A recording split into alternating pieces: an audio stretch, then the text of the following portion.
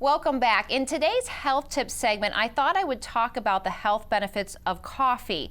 It's in the news very, very often, and as a dietitian, I get a lot of questions from clients about, is coffee actually healthy? So here's what we know. There's limited evidence that coffee drinkers versus non-coffee drinkers may be at a reduced risk for developing Parkinson's disease, liver disease, colorectal cancer, type 2 diabetes, and dementia.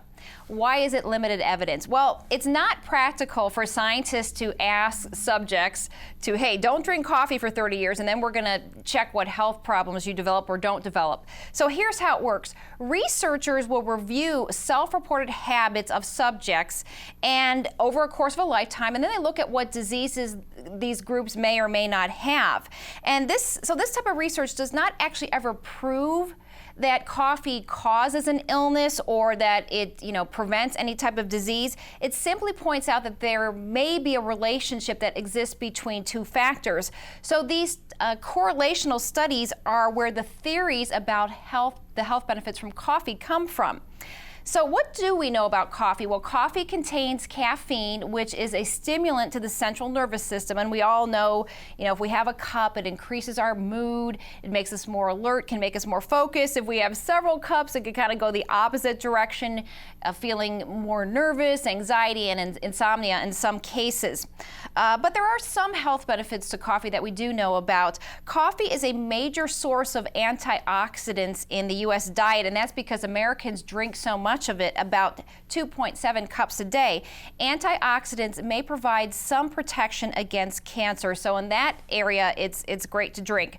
So what does the government recommend? Well, the most recent dietary guidelines for Americans that were released in 2015 say that it's okay to have 3 to 5 8-ounce cups of coffee a day, but it should contain no more than 400 milligrams. So if we're looking at a typical 8-ounce that you may have brewed at home, that's about 100 milligrams of caffeine for healthy adults. So this can be incorporated into a healthy diet. The report states it can be incorporated into a healthy diet because coffee has not been linked to any major chronic diseases and possibly could enhance health.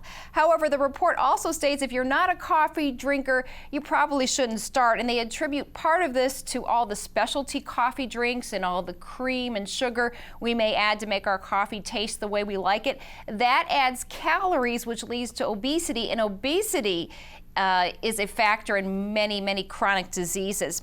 So what is the takeaway message? If you are a regular coffee drinker, this habit is not likely to harm you and may have some health benefits. Research in this area is always ongoing, so you may hear something different in the future. Recommendations always seem to change when it comes to nutrition, but at this point you can have your daily cup of joe. For Mind, Body, and Spirit, I'm registered dietitian Karen Kawolics, reminding you to eat more whole foods, keep moving, and stay positive. We'll see you next time.